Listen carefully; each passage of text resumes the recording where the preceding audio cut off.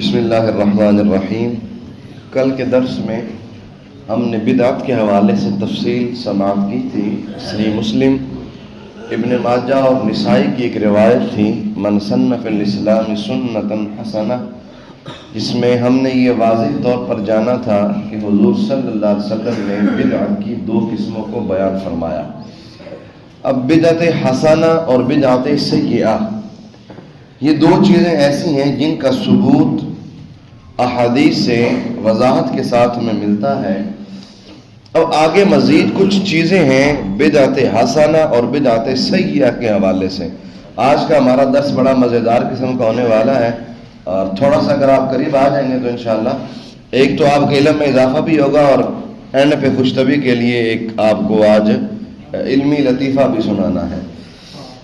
خیر، بدعت حسنہ اور بدعت سیئہ کے بارے میں کل ہم نے سنا، جس کے بارے میں سرکار نے فرمایا، یہ مسلم نسائی ابن ماجہ کی روایت، سرکار نے فرمایا کہ جو ہمارے اسلام میں کوئی نیا طریقہ، کوئی نئی بات ایجاد کرے، اچھی ہو تو اس کو ثواب ملے گا، باعث اجر ہے، جو عمل کرے گا سب کو ثواب ملے گا، بری ہو تو اس کو اس کا وبال جھیلنا ہوگا، اور جو عمل کرے گا سب کا وبال اس ایجاد کرنے والے پر آئے گا۔ یہ روایات ہم نے اس طرح کی اور روایات ہم نے کل سماعت کی تھی۔ مزید آگے آج کا جو ہمارا درس ہے اس میں بدعت حسنہ اور بدعت سیئہ کی آگے جو قسمیں بنتی ہیں احادیث کی روشنی میں ہم وہ آج سیکھیں گے۔ بدعت حسنہ جو ہے یہ تین طرح کی ہوتی ہے، بدعت جائز، بدعت مستحب اور بدعت واجب۔ میں نے کل کے درس میں یہ بات وضاحت سے کر دی تھی کہ ہر بات کو بدعت کے نام پر ناجائز کہنا درست نہیں ہے، کیونکہ ہر نیا کام غلط نہیں ہوتا۔ کئی ایسے کام ہیں جو ہر طبقے میں، ہر مسلک میں، ہر مذہب میں ہیں، وہ پہلے نہیں تھے، بعد میں ہوئے۔ اگر یہی اصول رکھا جائے کہ ہر وہ کام جو حضور کے زمانے میں نہیں تھا بعد میں ہوا وہ ناجائز ہے، تو پھر پتہ نہیں کتنی باتوں کو ناجائز کہنا پڑے گا۔ خیر، بدعت حسنہ تین طرح کی ہے، بدعت جائز، بدعت واجب، بدعت مستحب، اور بدعت سیئہ دو طرح کی ہے، بدعت مکروہ اور بدعت حرام۔ میں اختصار کے ساتھ ان کی تعریفیں آپ کے سامنے رکھ دیتا ہوں۔ یہاں مرقات المفاتیح کتاب کا نام ہے، اس میں تفصیل کے ساتھ لکھا ہے، البدعۃ اما واجبۃ کتعلم النحو وتدوین اصول الفقہ۔ فرماتے ہیں کہ بدعت یا تو واجب ہے، جیسے علم نحو کا سیکھنا اور اصول فقہ کا جمع کرنا، اور یا تو حرام ہے بدعت، جیسے جبریہ مذہب کا جو ہے نا وہ اٹھنا، یا مستحب ہے وَإِمَّا مَنْدُوبَةٌ كَإِحْدَاثِ الرَّوَابِطِ وَالْمَدَارِسِ، یا تو یہ بدعت مستحب ہے جیسے مسافر خانوں اور مدرسوں کا ایجاد کرنا، اور ہر وہ اچھی بات جو پہلے زمانے میں نہ تھی، اور جیسے عام جماعت سے تراویح پڑھنا یا مکروہ ہے، یعنی بدعت یا تو مکروہ ہے جیسے مسجدوں کو فخریہ زینت دینا، اور یا جائز ہے، یعنی بدعت کی ایک قسم جائز ہے جیسے فجر کی نماز کے بعد مسافہ کرنا اور عمدہ کھانوں اور شربتوں میں وسعت کرنا۔ ایک اور کتاب کا حوالہ سن لیجیے، شامی فتاوی شامی، یہ وہ کتاب ہے جو ہر دارالافتاء کے لیے ضروری لازم جز ہے، چاہے وہ اہل سنت کا دارالافتاء ہو یا دیگر مذاہب جو ہیں ان کا دارالافتاء ہو جہاں سے فتویٰ جاری ہوتا ہے۔ ہر دارالافتاء میں یہ فقہ حنفی کی جو کتاب ہے فتاوی شامی رد المختار جسے کہتے ہیں، یہ کتاب ہر دارالافتاء میں موجود ہوتی ہے۔ اس میں یہ عبارت موجود ہے، ای صاحب بدعۃ محرمۃ، اس کا ترجمہ عرض کر دیتا ہوں، آپ اس کو سماعت کیجیے گا، یعنی حرام بدعت والے کے پیچھے نماز مکروہ، ورنہ بدعت تو کبھی واجب ہوتی ہے، جیسا کہ دلائل قائم کرنا اور علم نحو کا سیکھنا۔ علم نحو مطلب یہ جو ہم عربی عبارت پڑھتے ہیں، قرآن حدیث، اس عبارت میں گرامر کا جو استعمال کیا جاتا ہے، سمجھا جاتا ہے کہ یہ فعل ہے، فاعل ہے، مفعول ہے، یہاں پر یہ اس طرح کا کلام جڑ کر بنا ہوا ہے، یہ علم نحو ہے۔ اور کبھی یہ بدعت مستحب ہوتی ہے، جیسے مسافر خانہ بنانا اور مدرسے بنانا، اور ہر وہ چیز جو اچھی ہو پہلے زمانے میں نہ تھی ان کا ایجاد کرنا، ہو اچھی، یہ بدعت مستحبہ ہے۔ اور کبھی مکروہ، جیسا کہ مسجدوں کو فخریہ زینت دینا، یعنی فخر کے طور پر اس مسجد والوں نے یہ کام کروایا تو ہم تو یہ کروا کر ہی چھوڑیں گے، ہمارا ورنہ جو ہے نا وہ سٹس خراب ہوگا۔ فخریہ طور پر مسجدوں کو زینت دینا، اور کبھی مباح وقت جیسے عمدہ کھانے شربتوں اور کپڑوں میں وسعت کرنا، اسی طرح جامع صغیر کی شرح میں بھی یہ بات موجود ہے۔ الغرض جو بدعت ہے اس کی اقسام بنے گی، حسنہ کی 3، سیئہ کی 2۔ حسنہ میں بدعت واجبہ، بدعت جائزہ، بدعت مستحبہ، اور بری میں سیئہ میں بدعت مکروہ اور بدعت حرام۔ اب یہاں ذرا ان کی ہر ایک کی الگ الگ آپ تعریف اور مثال ذرا سنتے جائیں، بات انشاءاللہ آپ پر واضح ہوگی۔ بدعت حسنہ اور سیئہ کی پہچان تو بتا دی گئی کہ جو بدعت اسلام کے خلاف ہو یا کسی سنت کو مٹانے والی ہو وہ بدعت سیئہ ہے، اور جو ایسی نہ ہو بدعت حسنہ ہے۔ اب ذرا ان کی قسموں کی علامتیں اور تعریفیں آپ ملاحظہ کیجیے۔ بدعت جائز، پہلی بدعت کی قسم، ہر وہ نیا کام جو شریعت میں منع نہ ہو، ہر وہ کام جو شریعت میں منع نہ ہو اور بغیر کسی نیت خیر کے کیا جائے، اس میں بلائی والی کوئی نیت نہ ہو، منع بھی نہ ہو، اس میں بلائی والی خیر کی کوئی نیت بھی نہ ہو۔ مثال کیا ہے؟ جیسے جب ہم کھانا کھاتے ہیں تو ایک سے زیادہ ڈشیں کھانا، جب ہم دعوت میں ہوتے ہیں تو وہاں 4-5 قسم کی ڈشیں ہوتی ہیں۔ اب یہ جائز ہے، حالانکہ کھانے میں یہ اس دور میں نہیں ہوتا تھا۔ اگر آپ تاریخ پڑھ لیں، ہسٹری پڑھ لیں، حضور کے زمانے میں کبھی آپ یہ نہیں دیکھ سکیں گے کہ ایک وقت کے کھانے میں 4-5 ڈشیں جمع ہوئی ہوں، ایک دو یہی رواج اور معمول تھا۔ اور اس میں کوئی بلائی کی نیت نہیں ہوتی، وہ یہ ہوتا ہے کہ ہم پیٹ سے راب کر لیں، اللہ کی نعمتوں سے جو ہے نا وہ لطف اندوز ہوں، اور جو ہے نا مختلف قسم کی نعمتوں کو کھائیں، اور رب تعالیٰ کی ہم جو ہے نا وہ تعریف اس پر بجا لائیں۔ یہ بدعت جائز کی مثال۔ اب ہے بدعت مستحبہ، وہ نیا کام جو شریعت میں منع نہ ہو، اس کو عام مسلمان کار ثواب سمجھے، ثواب کا کام سمجھے، یا کوئی شخص اس کو نیت خیر کے ساتھ کرے۔ مثال کے طور پہ میلاد شریف کی محفل کرنا، اور بزرگوں کا فاتحہ کرنا، اور مسلمانوں کو اصال ثواب کرنا۔ اب یہ بدعت مستحبہ ہے کیونکہ اس سے منع نہیں ہے۔ آپ جتنا مرضی زور لگا لیں، ایڑی چوٹی کا زور لگا لیں، آپ پوری دنیا کو ساتھ ملا لیں، کہیں قرآن و حدیث سے یہ ثابت نہیں کر سکتے کہیں پر حضور نے میلاد کی محفل سے منع کیا ہو، میلاد سے منع کیا ہو، یا اصال ثواب سے منع کیا ہو، یا بزرگوں کے جو ہے نا عرس ہو گئے، ان کے اصال ثواب کے لیے سالانہ ان کے محفل ہو گئی، ان سے کہیں منع کیا گیا ہو، ایسا بالکل بھی نہیں ہے۔ اور یہ ہوتا کس لیے؟ ثواب کی نیت سے، کار خیر ہوتا ہے۔ یہ سرکار کا ذکر کرنا یہ تو برکت کا باعث ہے، حضور صلی اللہ علیہ وسلم کی باتیں کرنا، آپ کی جوانی، آپ کا بچپن، آپ کے معجزات، آپ کا دنیا میں آنا، یہ ساری باتیں کرنا کار خیر ہے، تو یہ بھی بدعت حسنہ ہے۔ اور روایت سنیے گا، یہ روایت طبرانی، مسند احمد، مسند الحاکم، المدخل السنن الکبریٰ اور مسند الطیالسی میں موجود ہے۔ حضرت ابن مسعود روایت کرتے ہیں، ما رآہ المؤمنون حسنا فهو عند اللہ حسن، ہر وہ کام جس کو مومن اچھا سمجھے وہ کام اللہ کے ہاں بھی اچھا ہوتا ہے۔ لیکن ما رآہ المؤمنون حسنا، جس کو مومن اچھا جانے۔ اب میلاد شریف کی محفل ہو گئی، اس طرح کی جو بدعت مستحبہ چیزیں ہیں، یہ وہ ہے جن کو مسلمان اچھا جانتے ہیں، ان میں کوئی برائی بھی نہیں ہے، ان میں کوئی برا پہلو نہیں ہے۔ فرماتے ہیں، حضور نے فرمایا ما رآہ المؤمنون حسنا، جس کو مسلمان مومن اچھا جانے وہ اللہ کے ہاں بھی اچھا ہوتا ہے۔ اور ایک روایت میں ہے اور حدیث مرفوع ہے، اس کی سند سرکار تک بالکل متصل ہے، ترمذی میں بھی ہے اور مسند الحاکم میں بھی ہے۔ اور فی حدیث مرفوع ولا تجمع امتی علی الضلالہ، سرکار نے فرمایا کہ میری امت کبھی گمراہی پر اکٹھی نہیں ہوتی۔ یعنی یہ امت کا معمول چلتا آ رہا ہے نا، میلاد شریف کی محفلیں کرنا، بزرگوں کے آراز کرنا، یہ آج کل کی ایجاد تھوڑی ہے، یہ تو صحابہ کے بعد تابعین اور تابع تابعین کے زمانے میں شروع ہو گئی۔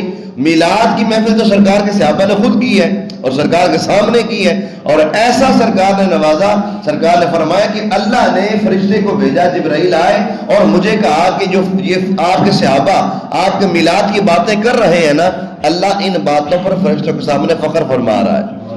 تو حضور کے صحابہ نے سنت ہے۔ خیر آگے چلیں، اگلی ہے ہماری، اس کا کیا نام ہے؟ بدعت واجبہ۔ بدعت واجبہ جو ہے نا، ہر وہ نیا کام جو شرعاً منع نہ ہو اور اس کے چھوڑنے سے دین میں حرج واقع ہو، مشکل پیش آ جائے، ضروری بھی نہ ہو اور منع بھی نہ ہو. ہاں یہ ہے کہ اگر وہ نہیں کریں گے تو حرج آئے گا ڈھیر سارا. وہ کیسے مثال سمجھے گا، بات واضح ہو جائے گی.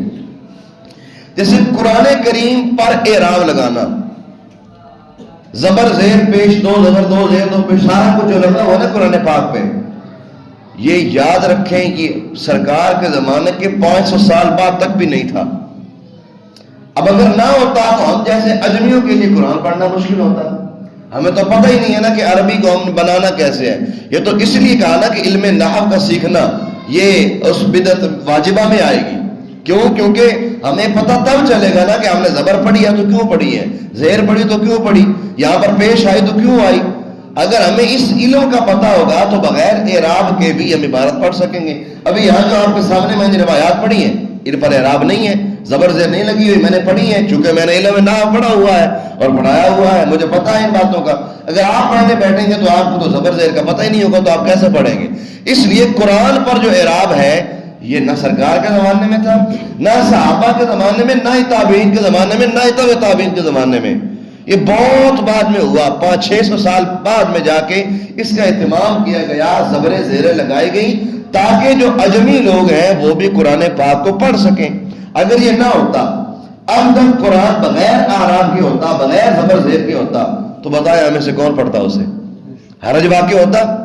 اب اگر ہر بدعت ناجائز ہوتی تو پھر اس بدعت کو ناجائز کہنا چاہیے. یہ تو ہے بھی بہت بات کی ایجاد، تو پہلے ہی نہیں تھی. اور قرآن پاک جو شکل باقاعدہ کتابی صورت میں ہمارے پاس ہے، یہ بلا کب ہوا؟ حضور کے وصال مبارک کے تقریباً 20-25 سال بعد ہوا. جناب صدیق اکبر کا دور گزرا، فاروق اعظم کا دور گزرا، عثمان غنی کے دور میں یہ معاملہ ہوا کہ یہ قرآن پاک کتابی صورت میں آیا. پہلے تو یہ تھا ہی نہیں. تو اس لیے عید تقسیم کرنا بڑی ضروری ہے. بدعت واجبہ ہو گئی. اب آگے چلیں بدعت مکروہ، وہ نیا کام جس سے کوئی سنت چھوٹ جائے، وہ نیا کام جس سے سنت چھوٹ جائے. مثال سمجھے کا بات واضح ہو جائے گی. یعنی ہے نیا لیکن اس کا نقصان یہ ہوا کہ سنت کا ترک لازم آئے گا. جیسے جمعہ کا خطبہ عربی میں پڑھنا یہ ضروری ہے، سنت ہے. سرکار کا جو معمول تھا جس کو سنت موقدہ کا کہیں گے وہ یہی تھا کہ حضور صلی اللہ علیہ وسلم نے عربی زبان میں ہی خطبہ ارشاد فرمایا. وہ جو خطبہ ہوتا ہے نا تقریر کے بعد وہ خطبہ. اب یہ خطبہ جو ہے اگر کوئی عربی کے علاوہ کسی اور زبان میں پڑھ دے تو پھر یہ بدعت مکروہ ہے، کیونکہ نہ حضور کے زمانے میں کسی اور زبان میں ہوا، نہ خلفاء راشدین کے زمانے میں یہ خطبہ کسی اور زبان میں ہوا. اب اگر کوئی اس کو عربی سے ہٹ کر کسی اور زبان میں خطبے کو ایجاد کرتا ہے تو اس میں سنت کا چھوڑنا لازم آئے گا. سنت یہ تھا کہ یہ خطبہ عربی میں ہو، عربی کے علاوہ کسی زبان میں خطبہ نہ ہو. یہ تھی بدعت مکروہ. اب ہے بدعت حرام. لوگ ہر بدعت کو حرام کہتے ہیں لیکن ایسا ہے نہیں. ابھی 4 قسمیں سنی آپ نے. ان 4 قسموں کے علاوہ یہ 5ویں قسم ہے بدعت حرام. جو اس میں آئے گا وہ حرام کہلائے گا، ادروائز کوئی قسم بدعت کی حرام نہیں ہوگی. ٹھیک ہے، ذرا سنیے گا. وہ نیا کام جس سے وہ واجب چھوٹ جائے یا وہ واجب کو مٹانے والی ہو، جس سے کوئی واجب چھوٹ جائے. میں ایسی ایک مثال دیتا ہوں. مثال ذرا تھوڑی سی کڑوی ہوگی کیونکہ ہمارے یہاں بعض جگہوں پر اس کا رواج جو ہے چلتا رواج شروع ہو چکا ہے. اب دیکھیے گا ذرا، جس سے کوئی واجب مٹ رہا ہو یا جس سے کوئی جو ہے نا وہ واجب چھوٹ رہا ہو، اس میں واجب میں تاخیر ہو رہی ہو. اب دیکھیں ہمارے ہاں معمول ہے بحمد تعالیٰ کہ ہم جمعہ کی نماز کے بعد صلاۃ و سلام پڑھتے ہیں کھڑے ہو کر نا. اب کچھ پچھلے عرصے سے ہمارے یہاں نا کچھ جگہوں پر یہ شروع ہوا کہ وہ صلاۃ و سلام فرضوں کے فوراً بعد شروع ہوا، فرضوں کے فوراً بعد شروع ہوا. جس کا نقصان کیا تھا؟ جس کا نقصان یہ ہے کہ واجب کے درمیان جو ہے وہ فاصلہ آ گیا، کیونکہ فرضوں کے بعد جو سنتیں ہیں ان کو متصل پڑھنا ضروری ہے. اس کو ہم بدعت حرام نہیں کہیں گے، یہ بدعت مکروہ کے زمرے میں آئے گی، لیکن یہ بدعت ہے. اب اس لیے جو نماز پڑھنے کا طریقہ ہے کہ فرضوں کے ساتھ جو سنتیں ہیں ان کو متصل رکھا جائے، اس کا پاس رکھا جائے، یہ سنت ہے، سنت موقدہ ہے. یہ واجب کے قریب ہے، واجب نہیں واجب کے قریب ہے. تو اس پر بدعت حرام کا حکم اس لیے نہیں آئے گا کیونکہ یہ واجب ہے نہیں، واجب کے قریب ہے، سنت موقدہ ہے، یہ بدعت مکروہ کہلائے گی۔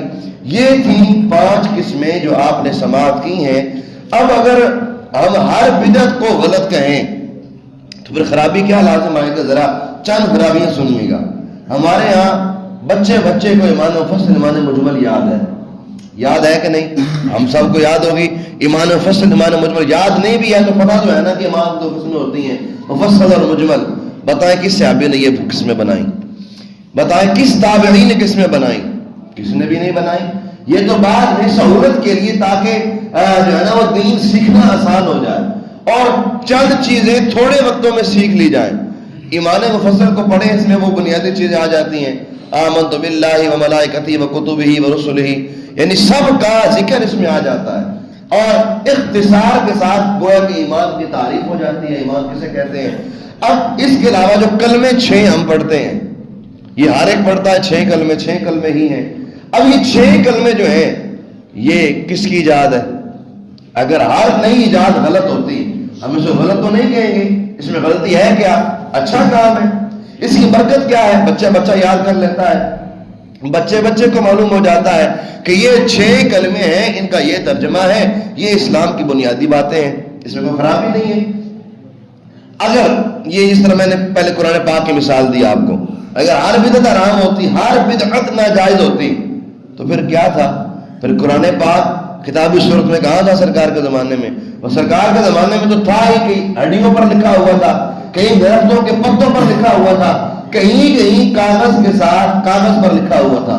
وہ قرآن پاک تو تھا ہی بکھرا ہوا، کچھ آیت کہیں، کوئی آیت کہیں، کسی کے سینے میں محفوظ تھا، اور بعد میں بحمد تعالیٰ حضور کی تعلیم کی برکت سے کئی صحابہ حافظ ہوئے جن کو پورا قرآن پاک یاد ہوا۔ خیر، اگلی بات اب یہ ہے کہ اگر ہر بدعت کو ہم ناجائز کہیں تو کس صحابی نے احادیث کو باقاعدہ جمع کر کے کتابی صورت میں اکٹھا کیا؟ بالکل بھی کسی نے نہیں کیا۔ یہ صحیح بخاری پڑھتے ہیں، ہم مسلم پڑھتے ہیں، ترمذی پڑھتے ہیں، ساری کتابیں پڑھتے ہیں، یہ کب کی ہیں جی؟ سرکار کے زمانے میں تو تھی ہی نہیں۔ امام بخاری جو ہیں امام اعظم کے شاگردوں میں ہیں، بلکہ ان کے شاگردوں میں ہیں۔ امام اعظم تابعی ہیں، انہوں نے 29 صحابہ کی زیارت کی اور 7 صحابہ سے باقاعدہ علم دین سیکھا، ان سے سرکار کے فرامین لیے 7 صحابہ سے۔ امام اعظم رحمۃ اللہ علیہ کوئی عام ہستی نہیں ہے۔ آج کل نا ہمارے معاشرے میں ایک فتنہ ہے، فتنہ جرمیہ، جو آئے دن امام اعظم رحمۃ اللہ علیہ کے ذات پر جو ہے نا وہ تان کے تیر برسانے کی کوشش کرتا ہے اور آئے دن فقہ حنفی کو ٹارگٹ کرتا ہے۔ یہ بات یاد رکھی جائے کہ آج کے دور کا بھلے اتنا مرضی کو بڑا جانا وہ ملا ہو یا جو بھی ہو، انجینئر جو بھی ہو، یہ کسی تابعین کے برابر کبھی بھی نہیں ہو سکتا۔ حضور کا اپنا فرمان ہے، خیر القرون قرنی ثم الذین یلونہم، میرا زمانہ سب سے بہتر، اس کے بعد صحابہ کا زمانہ بہتر، اس کے بعد وہ زمانہ بہتر جو صحابہ کے زمانے سے ملا ہوا ہے، وہ تابعین کا زمانہ ہے۔ امام اعظم نے جو احکام بیان کیے نا انہوں نے دیکھ کر بیان کیے ہیں، انہوں نے صحابہ کو کرتے ہوئے دیکھا۔ امام اعظم نے 29 صحابہ کو نماز پڑھتے ہوئے دیکھا ہے۔ اب 29 صحابہ کو نماز پڑھتے ہوئے دیکھ کر امام اعظم نے کہا کہ رفع دین نہیں کرنا۔ اب اگر کوئی کہے کہ وہ ٹھیک ہے حضور نے کیا لیکن منسوخ بھی تو ہے نا، سرکار نے منع بھی تو کر دیا ہے نا۔ اب امام اعظم نے 29 صحابہ کو دیکھا اور دیکھ کر حکم دیا کہ جناب ہاتھ جو ہے وہ ناف کے نیچے باندھنے ہیں اور دایاں ہاتھ بائیں ہاتھ گٹھی پر رکھ کے اس طرح باندھنا ہے۔ آپ نے دیکھا اور دیکھ کر حدیث ثابت کر کے بتایا۔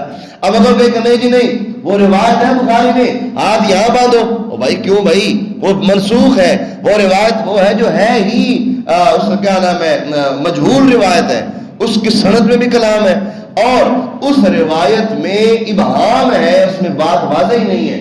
جہاں بات واضح نہ ہو وہاں عمل کرنا جائز نہیں ہوتا۔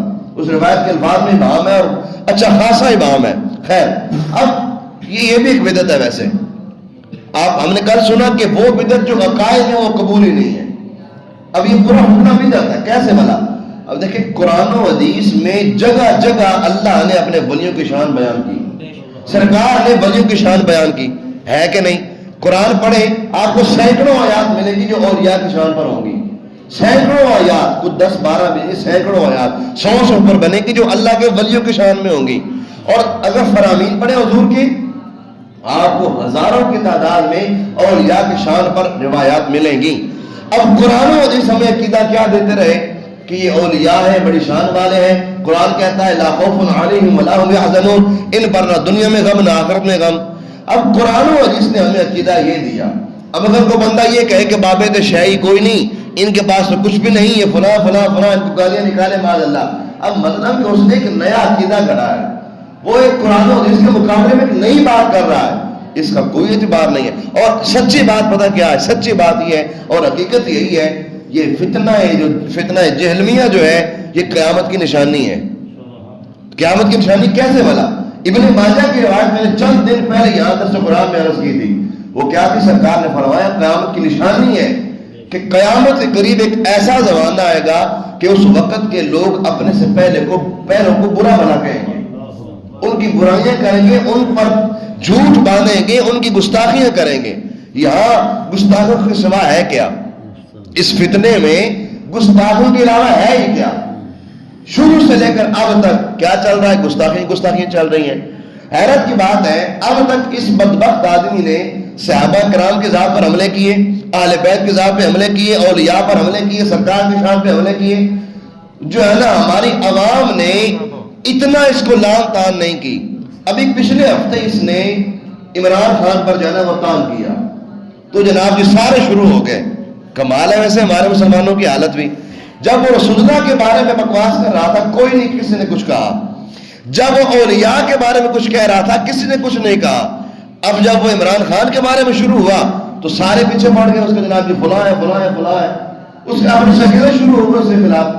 خیر یہ بھی دنیا کا ایک جو نا وہ اس کو دنیا میں گویا کہ سزا مل گئی ہے کہ اس کے اپنے شاگرد اس کے خلاف ہو گئے، اس کو لعن طعن کر رہے ہیں. خیر یہ بات ایک میں نے ویسے ایک جو ہے نا عرض کر دی. اب آگے چلیں. اگر ہر بدعت حرام ہوتی نا تو یہ حدیث جو باقاعدہ کتابوں کی صورت میں ملتی ہے نا ہمیں، تو پھر یہ بھی ناجائز ہونی چاہیے. حالانکہ بخاری مسلم تو ہر گھر میں ہوتی ہے اور اس کی برکتیں ڈھیر ساری ہیں. خیر یہاں باتیں اور بھی ہیں. آگے ہم ایک لطیفہ سنتے ہیں آخر میں تھوڑا سا سمجھنے کے لیے کہ بھیا ہر بدعت حرام نہیں ہوتی. یہ یہاں ان کے دور کا واقعہ، اس سے پہلے کا واقعہ ہے، ذرا انہوں نے لکھا ہے، ذرا اس کو سمجھیے گا. ایک مولوی صاحب گئے نکاح پڑھانے. جب نکاح پڑھانے گئے نا تو بالکل تیاری ہو چکی تھی، دلہا بھی موجود تھا، دنیا کے سارے لوازمات پورے ہو چکے تھے. اب وہ مولوی صاحب تھے دوسرے مذہب کے، ٹھیک ہے، جو ہر کام کو بدعت کہتے ہیں، جن کو شرک اور بدعت گویا کہ الہام ہوتا ہے معاذ اللہ، جن کو ہر بات شرک اور بدعت لگتی ہے. اب جب وہ گئے نا مولوی صاحب نکاح پڑھانے، دیکھا جناب دلہا صاحب نے بڑا خوبصورت سہرا سجایا ہوا ہے، آنکھوں کے سامنے وہ گھونگھٹ ہے اور بڑا اعلیٰ قسم کا ہار پہنا ہوا ہے. مولوی صاحب نے نا تھوڑا قریب ہو کے دلہا کو کہا کہ بھائی یہ اتار دو، یہ سہرا اتارو، ہار اتارو. اس نے کہا بھائی کیوں؟ کہتا ہے کہ یہ بدعت ہے، یہ حضور کے زمانے میں نہیں ہوا کبھی، کسی دلہے کے سر پہ کلا نہیں تھا، حضور کے زمانے میں یہ نہیں تھا، اتارو یہ بدعت ہے. وہ بیچارہ شریف نے اتار کے رکھ دیا. اب جب نکاح ہو چکا، نکاح ہو جانے کے بعد جب باری آئی نا فیس لینے کی، فیس دی گئی، مولوی صاحب نے فیس پکڑی اور جیب میں ڈالی. اب دلہے نے پکڑ لیا ہاتھ کا، مولوی صاحب روکو ذرا، خیر ہے کیا ہوا؟ اس نے کہا بھائی یہ کس نے لیا؟ سرکار کے زمانے میں کس نے فیس لی ہے؟ جب اس نے یہ کہا نا، وہ مولوی صاحب نے کہا کہ بھائی یہ تو خوشی کا موقع ہے، خوشی کے موقع پر چلتا ہے، ٹھیک ہے میں اس کو وصول کر رہا ہوں، خوشی کا موقع ہے. دلہن نے کہا میں نے کلا بھی غم کے موقع پر نہیں ڈالا تھا، خوشی کے موقع پر ڈالا تھا. وہ سہرا جو میں نے ڈالا تھا نا، وہ سہرا میری خوشی کا موقع تھا. شادی سے بڑا خوشی کا موقع کیا ہوتا ہے ایک نوجوان کے لیے؟ اس نے کہا یہ آپ رکھ رہے ہو خوشی کے نام پر، اگرچہ جائز ہے اور فیس باقاعدہ اس میں شریعت میں ہے، یہ ایک لطیفہ تھا. اب یہاں سے یہ کوئی نہ کہے کہ جناب فیس ہے ہی کوئی سرکار کے زمانے میں اس کی. ہاں جو سرکار کے زمانے میں اور جو کتابوں میں لکھی ہے نا وہ 1 دینار ہے نکاح پڑھانے کی فیس، 1 دینار. اور 1 دینار ہمارے زمانے میں پتہ کتنا بنتا ہے؟ تقریباً 27,000 روپے.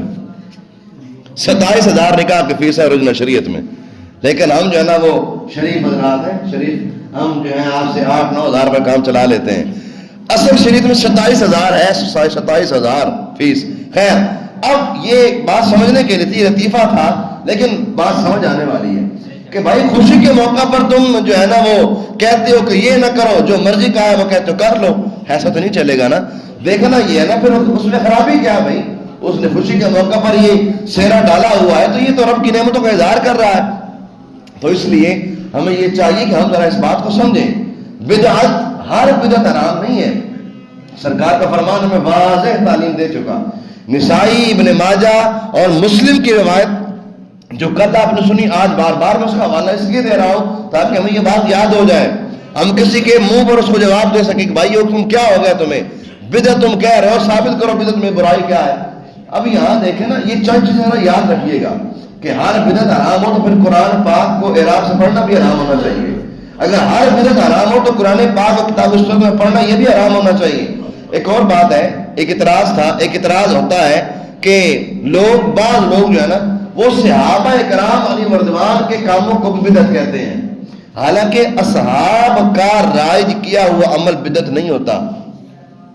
وہ بدعت کیوں نہیں ہوتا؟ وہ روایت ہے، سرکار کا فرمان ہے، یا میرے سامنے وہ روایت موجود ہے، میں ذرا اس کو پڑھ دیتا ہوں تاکہ آپ جو ہے نا اس روایت کی عربی بھی سماعت کر سکیں۔ اس روایت کے الفاظ ہیں علیکم بسنتی اور بسنت خلفاء راشدین المہدیین، سرکار نے فرمایا تم پر میری سنت بھی لازم ہے اور میرے خلفاء راشدین جو کہ ہدایت یافتہ ہیں ان کی بھی سنت لازم ہے۔ اب جو تراویح کی جماعت ہے نا، یہ تراویح کی جو جماعت ہے یہ باقاعدہ اہتمام کے ساتھ جناب عمر بن خطاب کے دور میں شروع ہوئی۔ آج کے دور میں لوگ کہتے ہیں یہ بدعت ہے، بدعت ہے، کہیں نہیں ہوا، کہیں نہیں ہوا، یہ جی کچھ نہیں ہے۔ یاد رکھیں حضور نے اپنی زندگی میں تراویح کی نماز پڑھی ہے اور جماعت کے ساتھ بھی پڑھی ہے۔ ہاں جب ایک دن سرکار نے جماعت کروائی، لوگ اکٹھے ہو گئے، مسجد نبی میں رش لگ گیا، اب اگلے دن اور زیادہ لوگ آ گئے تو سرکار نے جماعت نہ کروائی۔ پوچھا گیا کیوں؟ سرکار نے ارشاد فرمایا کہ اگر میں اس جماعت کو پابندی کے ساتھ کروانے لگ جاؤں تو تم پر فرض ہو جائے گی۔ اب یہ سرکار کا زمانہ گزرا تو صحابہ کے دل میں خواہش تھی کہ تراویح کی نماز با جماعت پڑھ جائے۔ سرکار نے اس کو پڑھا ہے، سرکار نے اس کو جو ہے نا شرف بخشا ہے کہ آپ نے تراویح کی نماز با جماعت پڑھائی ہے، جماعت با جماعت ہونی چاہیے تراویح کی نماز۔ اس سلسلہ چلتا رہا بالآخر جناب عمر نے اپنے دور میں اس کا باقاعدہ اہتمام کروایا اور 20 رکعت تراویح کا اہتمام کروا کے آپ نے ہر مسجد میں پوری سلطنت اسلامیہ میں باقاعدہ تراویح کی نماز کو رائج فرمایا۔ جو بات میں نے کی ہے یہ بات صحیح بخاری کے اندر موجود ہے۔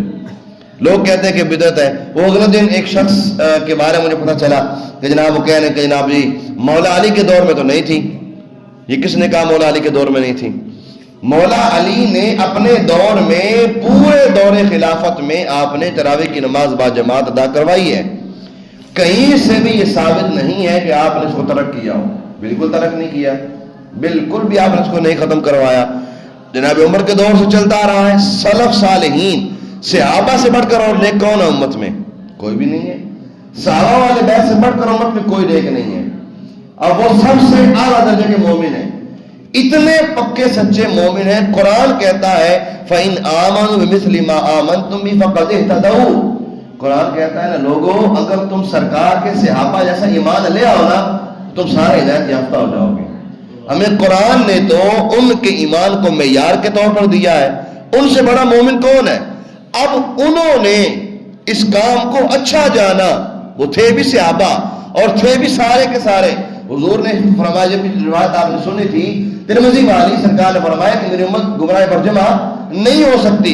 اب صحابہ سارے جمع کر رہے ہیں کہ جناب درست ہے، جائز ہے، اور اس کی باقاعدہ جماعت کروا رہے ہیں، سارے پڑھ بھی رہے ہیں اور اس کو اچھا جان رہے ہیں۔ جس کام کو عام مومن اچھا جانے وہ بھی اللہ کے ہاں اچھا ہے، اور جس کام کو سرکار کے صحابہ اچھا جانے وہ کتنا اچھا ہوگا؟ وہ تو سب سے اچھا ہوگا امت میں، امت کے لحاظ سے۔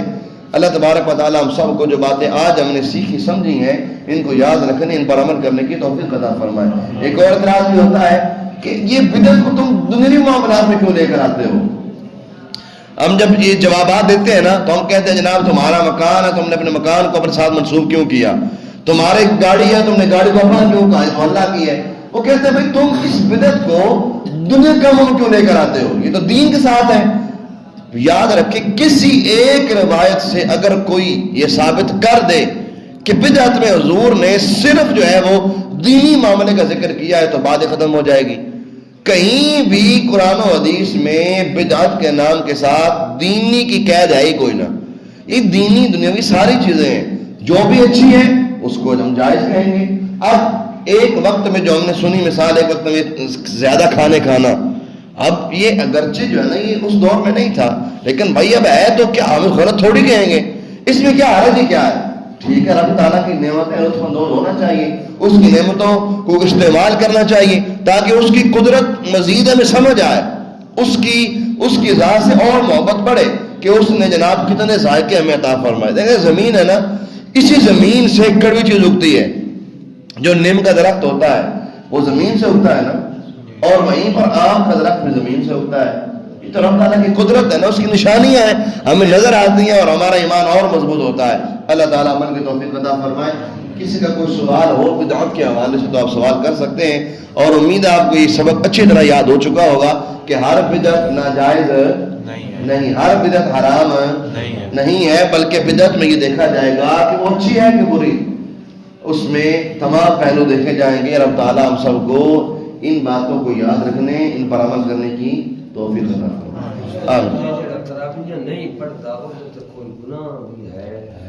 دیکھیں جی جو تراویح ہے نا یہ ہے سنت موقدہ. ٹھیک ہے، میں بتاتا ہوں تراویح ہے سنت موقدہ، یہ نہ فرض ہے نہ واجب ہے. ٹھیک ہے، اور سنت موقدہ جو ہوتی ہے نا وہ واجب کے بالکل قریب ہوتی ہے. اس لیے عادت کے طور پر روزانہ ہی تراویح نہ پڑھنا گناہ ہے. ٹھیک ہے، ہاں کبھی کبھار مجبوری میں یا صحت کی بنا پر اگر ہم نہیں پڑھتے تو اس میں حکم نہیں آئے گا. جو سنت موقدہ ہوتی ہے نا اس کا حکم یہی ہے، بھلے وہ سنت موقدہ یہ تراویح ہو یا نماز سے پہلے بعد والی سنت موقدہ ہو، اگر وہ کبھی کبھی رہ جائے نا مجبوراً یا بغیر کبھی کبھی رہ جائے تو پھر اس میں حرج نہیں ہے. لیکن اگر وہ سنت موقدہ جو نماز سے پہلے ہیں وہ بھی اور یہ بھی عادت کے ساتھ روٹین کے ساتھ نہ پڑھی جائیں تو اس میں سنت موقدہ کا ترک ہونے کی وجہ سے گناہ لازم آئے گا. اس کی وجہ یہ ہے، اس کی وجہ سنیے گا ذرا، اس کی وجہ یہ ہے کیونکہ تراویح پر سرکار نے مواظبت اختیار فرمائی. سنت موقدہ اس لیے اس کو کہا جاتا ہے، اور ہر وہ کام جو سرکار نے صلی اللہ علیہ وسلم اپنے روٹین میں کیا ہو اور روزانہ کیا ہو اس کو سنت موقدہ کہتے ہیں. سنت موقدہ کا ترک یہ گناہ ہوتا ہے روٹین میں. ہاں کبھی کبھی اگر ہو جائے مجبورن تو پھر اس میں حرج نہیں ہوتا. یہاں سے بھی کوئی سوال ہو؟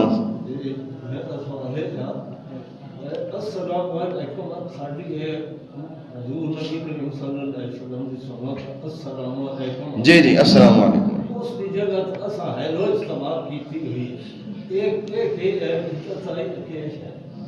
جی دیکھیں جی جو اسلامی طریقہ ہے نا سلام کا وہ بالکل یہی ہے جو بزرگ فرما رہے ہیں، جس کے بارے میں سرکار صلی اللہ علیہ وسلم کا فرمان ہے، جس نے السلام علیکم کہا اس کو 10 نیکیاں، جس نے السلام علیکم ورحمۃ اللہ کہا اس کو 20 نیکیاں، جس نے السلام علیکم ورحمۃ اللہ وبرکاتہ کہا اس کو 30 نیکیاں ملیں گی.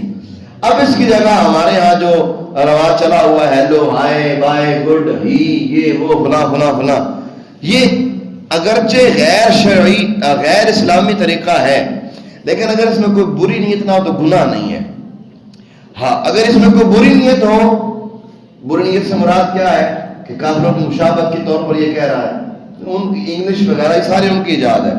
اب اگر یہ ہے نا وہ یہ ہو تو پھر اس میں گناہ کا حکم آئے گا. لیکن اگر نیت بری نہیں ہے اور بس ایک جو ہے نا وہ دیکھا دیکھی کیے جا رہا ہے تو پھر یہ ہے کہ وہ ثواب سے محروم ہے، اس کو سلام کا ثواب نہیں ملے گا اور وہ اسلامی طریقے کے خلاف کر رہا ہے. بدعت میں ایک اور بات چلی، وہ سوال رہتا رہے نہ جائے. ایک بدعت اور بھی ہے ہمارے زمانے میں، ہم نے دیکھا ہوگا مجھ سے زیادہ آپ نے دیکھا ہوگا کہ ہم جب مزاروں پہ جاتے ہیں نا وہاں کسی مزار پر لیریں باندھی ہوئی ہیں، کسی مزار پر تالے باندھے ہوئے ہیں، کسی مزار پر کچھ، کسی مزار پر کچھ. اب دیکھیں جو منت ہے نا، منت جو دین اسلام کا ایک حصہ ہے اس کا ایک حکم ہے، وہ شرعی منت ہے، اس کو پورا کیا جانا ضروری ہے، اور منت ماننا اور منت کو پورا کرنا یہ بھی اسلامی طریقے کے مطابق ہونا ضروری ہے. اب یہ جو منتیں ہیں یہ غیر شرعی منتیں ہیں، کہ جناب جی میں فلاں بازار پہ جا کر نیل باندھوں گا تو میرا رشتہ ہو جائے گا، میں فلاں بازار پر جا کے پھنگوڑا رکھوں گا چھوٹا اولاد ہو جائے گی. یہ بدعات ہیں اور ان بدعات کا تعلق نہیں ہے اسلام سے، یہ ہمیں سمجھنا ہے. ہاں کسی مزار پر اگر کوئی اچھی بدعت ہے، مثال کے طور پر کسی مزار پہ یہ بدعت ہے کہ یہاں آ کر جو قرآن پاک کا ایک سپارہ پڑھتا ہے اس کو اولاد نصیب ہوتی ہے، تو یہ بہت اچھی بدعت ہے، یہ بہت اچھا کام ہے. قرآن پاک پڑھ کر وہ اپنی مراد پوری کروا رہا ہے. یہ طریقہ غلط ہے جناب. وہ پچھلے دنوں میں ایک بات سن رہا تھا کہ ایک مزار ہے، وہاں پر لوگ آ کے لگاتے ہیں تالے. وہ تالا کیوں لگاتے ہیں؟ اس لیے کہ فلاں بندے کا رشتہ نہ ہو، میں نے اس رشتے کو بند کر دیا. یہ کہاں سے آ گیا بھائی؟ وہ تمہارے اختیار میں کہا کسی کا رشتہ نہ ہو یا کسی کا رشتہ ہو. ایک جوڑے تو رب تعالیٰ کی طرف سے بنتے ہیں بھائی. یہ تقدیر تو رب تعالیٰ کے پاس ہے، وہ چاہے تو ہو چاہے تو نہ ہو، یہ سارے معاملات اس کے ہیں. ہم اس میں دخل اندازی نہ کریں. اصل میں اس کی وجہ کیا ہے؟ ہمارے مزاروں پہ جہالت بہت زیادہ ہو چکی ہے. پہلے کیا ہوتا تھا؟ 100-150 سال پہلے ہر مزار کے ساتھ مدرسہ ہوتا تھا، وہاں تعلیم و تعلم ہوتا تھا. اب کیا ہے؟ وہاں درس و تدریس نہیں ہے، تعلیم و تعلم نہیں ہے. وہاں کیا ہے؟ ڈھول بازے ہیں، رقص ہے، ناچ ہے، گانے ہیں، تماشے ہیں، فضول قسم کی خرافات ہے. یقین کریں ہمارے کلاس فیلو تھے کمالیہ کے، انہوں نے میں ایک مزار کو بتایا. جب اس مزار کا ہم نے سنا تو ہمارے جو ہے نا وہ رونگٹے کھڑے ہو گئے. یار اس حد تک جہالت پہنچ گئی ہے، میں نام لینا مناسب نہیں سمجھتا. انہوں نے بتایا کہ اس مزار کی مشہوری اس نام سے ہے. وہ مشہوری کس نام سے تھی؟ عضو مخصوص کے نام تھے. اور وہ بتا رہے تھے کہ ہوتا یہ ہے کہ جس عورت کی اولاد نہیں نہ ہو رہی ہوتی، وہاں مخصوص قسم کے اعضاء ہیں، بات امید آپ سمجھ چکے ہوں گے، ان کو جسم پر وہ لگاتی ہے تو ان کو اولاد ہوتی ہے. حالانکہ کتنی اخیر درجے کی جہالت ہے. او بھائی تم نے مقدس چیزوں کتنا جو ہے نا وہ جو ہے نا اپنی مرضیوں میں جو ہے نا وہ تم نے کر دیا کہ اب جس کا جو دل کیا وہ منہ اٹھا کے کر دیتا ہے. اس کی ویڈیو پچھلے دنوں ایک یوٹیوبر نے بنا کے چڑھائی ہوئی تھی. اب اخیر قسم کی جو ہے وہ خرافات ہمارے یہاں شروع ہو چکی ہیں. یقین کریں یہی خرافات جو ہے نا ہمیں کمزور کیا ہے. آج یہ دوسرے ہم پر کیوں منہ چڑھ کے بولتے ہیں؟ یہی وجوہات ہیں. ہمارے اپنوں نے جو کام کر دیے ہیں نا، یہی وہ کام ہے جو ہمارے اوپر زوال کا سبب بن رہے ہیں. بھائی کہاں سے ثابت ہو گئی یہ چیزیں؟ غلط چیزیں ہیں بھائی. جہاں جو بدعت جائز ہے اس کو رواج ہونا چاہیے. میں اس طرح مثال دی. اب ایک مثال کے طور پر ایک جو ہے نا وہ مزار ہے، مثال دیتا ہوں، اس پر ایک بدعت ہے. وہ کیا کہ اس مزار پر جو فلاں فقیر ہے نا، اس فقیر کو اگر 10 روپے صدقے کے طور پر دیے جائے تو وہ کام ہو جاتا ہے. تو یہ ٹھیک ہے، اچھی بات ہے، اس کا بھلا ہو جائے گا. فقیر ہے، اس کو پیسے مل جائیں گے، دعا کرے گا. لیکن وہ فقیر ہو بھی باقی فقیر، یہ جو ہے نا وہ رواج والا فقیر نہ کہ جس کے پاس ہو تو 4 کوٹھیاں اور 4 گاڑیاں لیکن جھولی پھیلا کے بیٹھو، وہ فقیر مراد نہیں ہے. خیر یہ بہت جو ہے نا وہ اخیر درجے کی جہالت ہے. یہ جناب جی اچھا اب اس میں نا بعض کا ذہن میں سوال آتا ہے، یہ چیزیں جو ہیں غلط ہے، سب کو پتہ ہے غلط ہے، لیکن اس کی بعض لوگوں کو برکت مل بھی جاتی ہے. وہ کیوں؟ اب دیکھیں نا، یہ اہم تو نہیں لیریں بڑھ گئی بازاروں میں، تالے اہم تو نہیں بڑھ گئے کہ بڑے ہیں. کیوں؟ لوگوں نے کہا کہ ہمارا کام ہوا ہے. اب مثال کے طور پر یہ حضرت گیا ایک مزار پہ، اس نے وہاں لیر لگائی، اس کا کام ہو گیا. یہ سب کو بتائے گا کہ میں نے وہاں لیر لگائی تھی، میرا کام ہو گیا ہے. اب سارے لگائیں گے. اب یہ وہ لگائیں گے، ان کا جو ہے نا وہ کام ہوتا رہے گا. یہ کام کیوں ہو رہا ہے؟ حالانکہ غلط ہے، غلط پر تو کام نہیں ہونا چاہیے. اس کی وجہ صرف یہ ہے کہ یہاں بندے کا یقین کامل ہوتا ہے. یقین کریں قرآن و حدیث میں جہاں تک بات ہے، اگر بندے کا یقین کامل بھی ہو، یقین کامل ہو تو بندے کو برکت ہر جگہ سے مل جاتی ہے.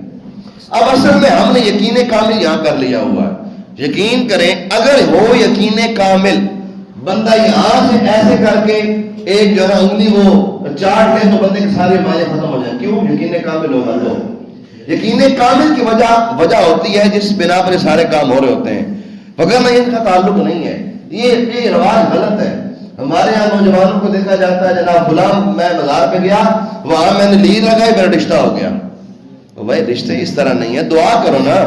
یہ کام غلط ہے کہ جناب فلاں مزار پہ فلاں کام ہو رہا ہے، فلاں یہ ہو رہا ہے، وہ ہو رہا ہے. مزاروں کو دلیل نہ بناؤ، دلیل قرآن و سنت کو بناؤ۔ ہمارے مزارات میں بہت سی خرافات ہیں جن کا تعلق نہیں ہے اہل سنت سے، انہوں نے اہل سنت کو بدنام کر کے رکھا ہوا ہے۔ آج جناب جی وہ جس کی دکان نہیں چمکتی ہوتی وہ کوئی نیا کام کر کے بیٹھ جاتا ہے، وہ کوئی نیا آگے تو نئی خرافات جو ہے نا وہ لے کر آ جاتا ہے۔ یہ پچھلے دنوں ایک وہ ویڈیو دیکھ رہا تھا، وہ کوئی بابا ہے جناب، اس کی جناب وہ کپڑے ہی نہیں ہے، صرف چھوٹی سی میلی باندھی ہوئی ہے، اتنے لمبے بال لوگوں نے پکڑے ہوئے جناب، وہ بیٹھا ہے کیا جی یہ جناب یہ اللہ کا ولی ہے۔ اور بھائی کہاں سے ولی آ گیا؟ اس کو شریعت کا ہی نہیں پتا، جو شریعت کی پابندی نہیں کر رہا، جس کا پردہ ہی نہیں ہے، جس کے سامنے عورتیں بیٹھی ہیں وہ عورتوں کے سروں پہ ہاتھ پھیرا، کہاں سے وہ اللہ کا ولی ہو گیا بھائی؟ اس کو تو عقل بھی نہیں مانتی۔ لیکن ہمارے ہاں جہالت اتنی ہے کہ لوگ ہر کسی کو اللہ کا ولی، حضرت سرکار پہنچی سرکار فلاں فلاں فلاں فلاں، ہم ان کو سر پہ چڑھا لیتے ہیں۔ سر پہ چڑھایا جائے ان کو جو شریعت کی پاسداری کرتے ہیں۔ ہمارے یہاں ایسے آسانے موجود ہیں بحمد اللہ، جہاں شریعت پہلے ہے طریقت بعد میں ہے، اور ہے بھی ایسا، شریعت پہلے ہے طریقت بعد میں ہے۔ طریقت شریعت کی قسم ہے، شریعت بنیاد ہے۔ جہاں شریعت کی پاسداری نہیں ہے وہ آستانہ نہیں ہے، وہ دکان ہے جو چمک نہیں ہے، اور لوگوں کا پیسہ وہاں لگ رہا ہے، اور وہاں کے آستانے کے مالک جو ہے وہ امیر سے امیر ہوتے جا رہے ہیں۔ بھائی شریعت کی پاسداری ضروری ہے۔ جو آستانے ہیں جہاں پاسداری ہے شریعت کی، وہاں بالکل دین اسلام کی تعلیمات کا جو پرچار بھی ہوتا ہے، وہاں سب کچھ دین اسلام کے مطابق ہوتا ہے۔ پچھلے دنوں ایک ویڈیو دیکھ رہا تھا، اس میں جناب ایک مشہور آستانے پر خرافات کا سلسلہ ہو رہا تھا جناب، لوگ سجدے کر رہے تھے۔ اب سجدے کرنا ہی کیا غلط قسم کی ایک رواج ہے، یہ بالکل سیدھا گناہ ہے، اس میں تو کوئی اچھا پہلو ہو ہی نہیں سکتا۔ مزار پہ سجدہ کرنا ناجائز ہے، گناہ ہے، حرام ہے۔ وقت بہت اوپر نکل چکا ہے، 2-3 سوال تھے آپ کے، 2 اور سوال آپ نے کم از کم سوال کر سکتے ہیں، یہ بدعت کا ہمارا چیپٹر کلوز ہو جائے گا آج سوال جی کریں۔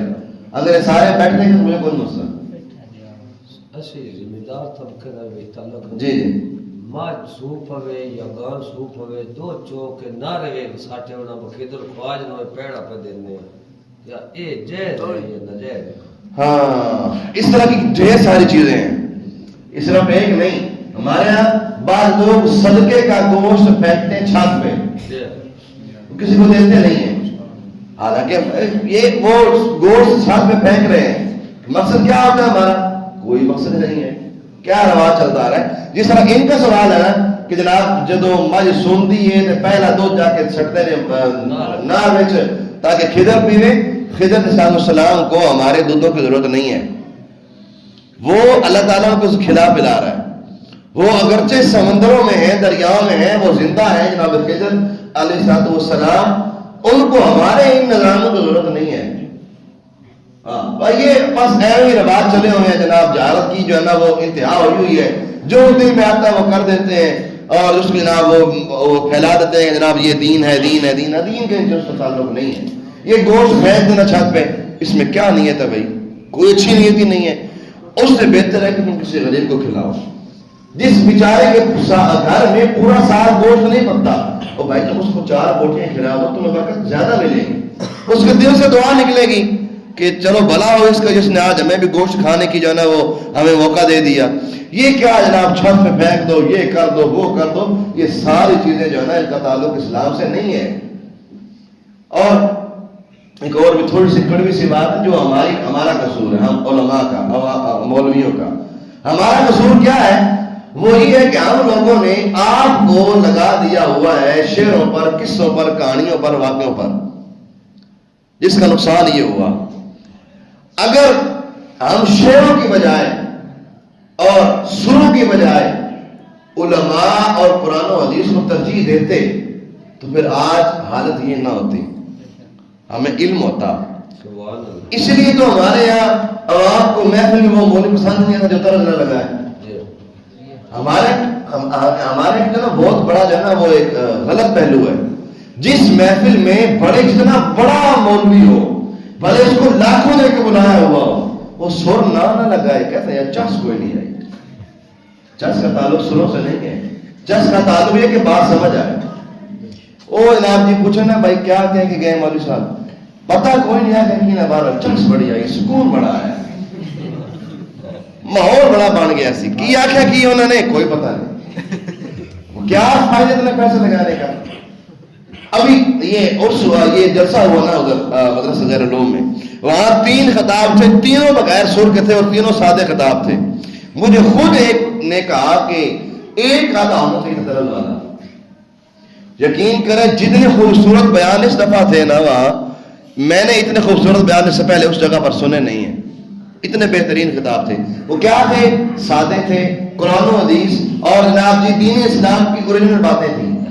اس میں کوئی شعر نہیں تھے، میں نے کوئی شعر نہیں سنا. کوئی ایک آدھا طرز کے بغیر ہوا ہو تو ٹھیک ہے. کوئی شعر نہیں تھے، کوئی جو ہے نا وہ جناب جی واقعات نہیں تھے. اس میں ضروری اور بنیادی باتیں تھیں جو کہ بڑی فائدہ مند تھیں. لیکن وہ 2-3 نے مجھے کہا کہ جناب جی وہ ایک اگر ہوتا نا چھوڑ والا تو چلو یہ بھی ٹھیک ہو جاتا، وہ بھی ٹھیک ہو جاتا. بھائی یہ کیا غلط ہے ہمارا کا؟ یہ ہمارا بھی ایک جناب وہ ایک ہے کہ ہم ترجیح ان کو دیتے ہیں جنہوں نے دین اسلام نہیں نہ پڑھا ہوا. یقین کریں جو خطبہ ہے نا، خطبہ ان کی حالت پتہ کہ ہمیں تو پتہ ہے نا ہماری فیلڈ ہے. جو درس نظامی میں فیل ہو جاتا ہے نا دوسرے سال تیسرے سال میں وہ خطیب بن جاتا ہے. جتنے خطبہ ہیں اللہ ماشاءاللہ چند ہیں جو علماء بھی ہیں. خطبہ میں اکثریت ان کی ہے جو مکمل عالم دین ہی نہیں ہے. اب جو عالم دین ہی نہیں ہے وہ روزانہ چھپڑے تو مارے گا. پھر ہوتا کیا ہے جب خطیب آتا ہے نا وہ کوئی عجیب سی بات کر کے نکل جاتا ہے. بعد میں لوگ جو نا امام کے پیچھے پڑ جاتے ہیں کہ وہ مولوی آیا تھا وہ یہ بات کہہ گیا تھا، جس نے کہا اس کے پیچھے جاؤ نا بھائی. وہ جناب جی اس طرح کی چیزیں وہ پھر شروع ہو جاتی ہیں، جناب یہ ہو گیا وہ ہو گیا. اب اصل میں یہ ایک عجیب سی منطق اور عجیب سی کہانی ہے ہماری کہ ہم جو ہے نا وہ جو مشہور ہو نا بھلے وہ اچھا ہو یا نہ ہو، ٹھیک ہو نہ ہو، جو مشہور ہے ہم نے اس کو ترجیح دینی ہے. جس کی چل رہی ہے ہم نے اس کو ترجیح دینی ہے. اور بھائی اس کو کیوں ترجیح دے رہے ہو؟ ترجیح کا جو اصول ہے نا وہ قرآن و حدیث رکھو کہ صحیح قرآن و حدیث کی تعلیم کون دے رہا ہے اس کو بھائی ترجیح دو نا. اس کو بلاؤ، اس پر پیسہ خرچ کرو. ہمارے یہاں محفلوں میں اتنی خرابیاں ہیں کہ بیان کرو تو گھنٹہ اور لگ جائے. محفلوں میں جناب جی ترجیح ان کو ہے جی جن کے نام پر بندے اکٹھے ہو جائیں. کمال ہے بھائی. اور محفل کروانے کے بندے اکٹھے کرنے ہیں. وہ جی ہم نے فلاں کو بلایا جو ہے بھی داڑھی منڈا، جو ہے بھی شریعت غیر شرعی کام کرنے والا، جس کے عقیدے میں خرابی ہے. کیوں بھائی کیوں بلایا؟ وہ جو 4 بندے اکٹھے ہو جائیں ہمارے پیسے کا کوئی فائدہ ہو جائے. بھائی کیا فائدہ؟ تم مجھ سے خدمت کر رہے ہو جس کو سرکار کی سنت کا حیا نہیں ہے، جس کے چہرے پر داڑھی نہیں ہے، جو سرکار کی سنت کو جناب کٹا کر نالی میں بہا رہا ہے. تم اس کو سٹیجوں پر بٹھا کے زینت اس کو عزت دینا چاہ رہے ہو. یہ ہمارے خرابیاں تو بہت زیادہ ہے نا. محافل میں اتنی خرابیاں ہیں ہمارے یہاں جناب. آج کل کوئی عجیب رواج چلے ہوئے ہیں جناب. یہ خانوں کو ترجیح اتنی دی جاتی ہے کہ جناب جو علماء ہوتے ہیں ان کو بات کرنے کا موقع فراہم نہیں کیا جاتا. ابھی یہ پچھلے دنوں میں ایک ویڈیو دیکھ رہا تھا، ہیں ہمارے برہان حیدر شاہ صاحب، انہوں نے ایک محفل پر باقاعدہ اس چیز کا اظہار کیا کہ بھائی آپ نے مجھے بلایا قرآن حدیث سننے کے لیے، میں وہاں انتظار کر رہا ہوں قرآن حدیث پڑھنے کے لیے. آپ نے عمران خان کو جو ہے بھی غیر شرعی، جس کی نہ داڑھی ہے نہ اس کو جو ہے نا وہ اولیاء اسلامی ہے، وہ جناب ڈھمکوں ڈولوں کے ساتھ پڑھی جا رہا ہے اور میں قرآن حدیث کے لیے انتظار کری جا رہا ہوں. یہ ہماری خرابیاں تو ہے نا. ہمیں ان سے دور ہونا ہوگا. ہمیں اگر ترجیحات کو درست کرنا ہوگا. اگر ترجیحات یہی رہے گی تو معاملات اور بگڑیں گے. اللہ ہم سب کو عمل کرنے کی توفیق عطا فرمائے. ابھی وقت اتنا ہے کہ دعا ہی کرنی چاہیے. آمین. الحمدللہ رب العالمین. پڑھنی چاہیے جی بالکل. الحمدللہ رب العالمین. مرسلین کوئی نہیں. خیر ہے بھائی بھی ہیں آپ اس میں برادری بھی ہیں. ماشاءاللہ محبت والا سلسلہ ہے ان کا. وہ ہے نا ہاں ماشاءاللہ بدریہ ان کی محبت والا سلسلہ ہے. اللہ تعالیٰ سلامت رکھے، اللہ تعالیٰ قائم فرمائے. ربنا آتنا فی الدنیا حسنة وفی الآخرة حسنة وقنا عذاب النار. اللهم اعنا على ذکرک وشکرک وحسن عبادتک وصلی اللہ تعالی علی رسول خیر خلق محمد وعلی آلہ وصحبہ اجمعین. روزانہ ہمارا وقت اتنا نہیں ہوگا. کوئی یہ نہ ہو کہ ڈر جائے کہ نہیں یار اتنا ٹائم لگ جاتا ہے. نہیں، ہمارا ٹائم وہی رہے گا جو پہلے ہوتا ہے. السلام علیکم.